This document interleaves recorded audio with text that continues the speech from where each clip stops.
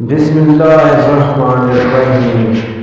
حضرت انس رضی اللہ عنہ سے مروی ہے کہ رسول کریم صلی اللہ علیہ وسلم نے فرمایا، ایک جنتی کو لایا جائے گا جسے دنیا میں شدید ترین آزمائش آئی ہوگی۔ اللہ تعالیٰ فرمائے گا، اسے جنت میں ایک چکر لگا، فرشتے اسے ایک چکر لگوائیں گے۔ اللہ سے جواب فرمائیں گے، اسے ابن آدم، کیا تم نے کبھی کوئی تکلیف یا کوئی ناپسندیدہ چیز دیکھی ہے؟ وہ کہے گا، نہیں، تیری عزت کی قسم، میں نے کبھی کوئی ناپسند معاملہ نہیں دیکھا۔ پھر ایک جہنمی کو لایا جائے گا جو دنیا میں بھی انتناز و نعمت والا ہوگا۔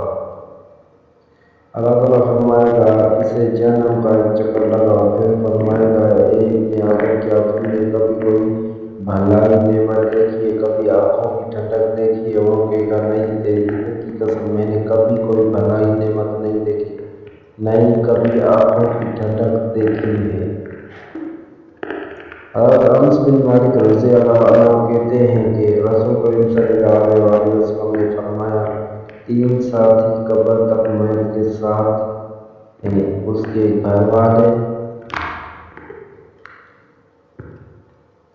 اس کا مال اور اس کے اعمال، تو واپس لوٹ آتے ہیں اور ایک باقی رہتا ہے۔ اس کے گھر والے اور مال لوٹ آتا ہے جبکہ اس کا اعمال باقی رہتا ہے۔